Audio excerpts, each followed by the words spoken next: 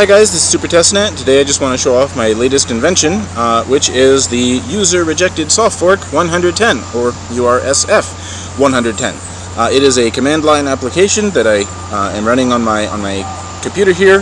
This is it. I'm going to run it in just a second, and it's going to instruct Bitcoin Core, which I have running here, running on regtest, to reject the soft fork called BIP110.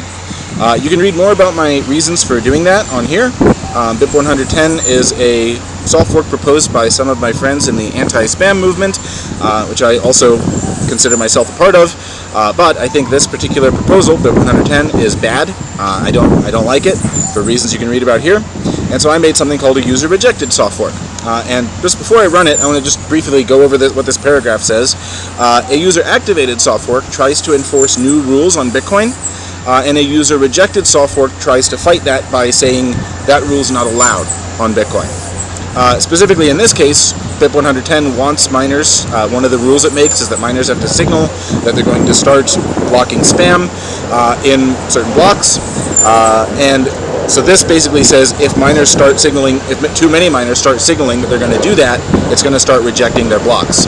So if miners start supporting BIP110, or too many of them do, this thing will fight them. So that's what a user-rejected soft fork does. Let's see how it works. Of course, right as I'm talking and filming, a plane flies over, the wind starts blowing, and you guys probably can't hear very well what I'm saying, but we do our best. Okay, so got Bitcoin Core running right here in regtest mode. Now I'm going to run my command line application, and here's what it says. It says, this app requires 4 things from your copy of Bitcoin, Bitcoin D specifically, the Bitcoin daemon, to run properly. It needs basically your RPC information, hostname, RPC port, RPC username, and RPC password. It gives you instructions for how to get that information. That information is also in my GitHub here. If you set your config file to look like that, then it'll work. But I already know what information I need, so I'm just going to skip the instructions, and go right into it. I need to type in my hostname, 0.1. I need to type in my port, which for me is 8332. That's the default port for communicating to your Bitcoin node. My username, well, because this is just a test node, I don't normally use this one. Well, I do normally use this one, but I have different credentials for it normally. For this test, I just set the username to username. Never do that. And even worse, I just set the password to password. Also never do that, but this is just a test, and I think it's fine for just testing. Okay, so they have detected that I'm running on regtest.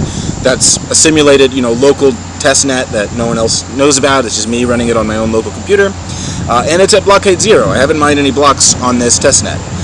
So what I'm going to do is, what this app supports doing, is mining pro-testnet, or pro-BIP10 blocks, and anti-BIP10 blocks.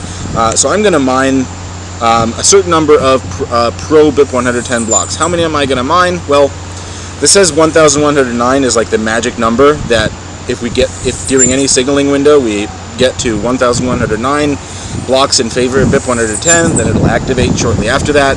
So I'm going to mine for now just the amount, just less than that, 1,108. So I'm mining pro BIP110 blocks right now. How am I doing that? Well, I wrote some mining software a while back called Lotto Miner, and I repurposed it to run on here. And it's basically just flipping a bit in the block header that indicates what soft forks it supports. And in this case, it supports all these blocks that I just mined, signaled that they support BIP110. Now, BIP110 wants 55% of blocks during a signaling period. A signaling period is 2015 blocks. It wants 55% of blocks during that period to signal that they're ready for BIP110, and then it'll start enforcing it. So I want to not allow that. My software wants to say if we reach 1,109 blocks, that's the 55% mark, and 1,109 of them support BIP110, it's going to reject that block. It's going to say it is invalid. So before I do that, I'm just going to check what my current block height is. Get blockchain info in my regtest node, and you can see we're currently at 1,108 blocks, and my little app here has counted that all of them have signaled for BIP110, because I just created all of them.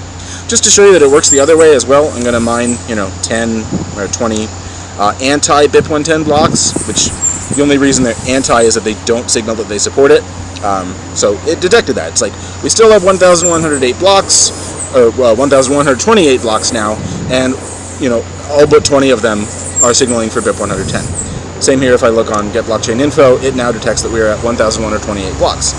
Now I'm going to mine one more BIP110 block. That'll bring us up to the magic number where if that block gets mined, BIP110 nodes will be happy. They will say, yay, we're activating BIP110 now, a few blocks after, or a little while after that. Mine's going to reject it. So I'm going to say one more BIP110 block. So it just mined it. And if we look here, it says user rejected soft fork enforced. The 1109th block that signaled for BIP110 was rejected.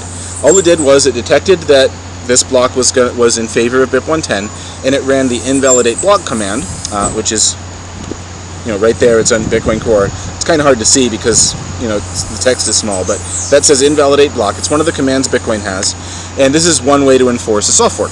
So now, if the block had been accepted, we should see that the block height is now 1129, but it's not. It's 1128 because I rejected that block. And so yeah, I did it. I rejected BIP110, and on my node, on this reg test node, it won't activate because one of the rules that BIP110 enforces, which is that miners have to signal for it, this thing rejects and says miners aren't allowed to do that, or at least not 55% of them. So that's the technology. Check it out. This is the webpage. I hope you all have a great time. Enjoy it, and let me know what you think.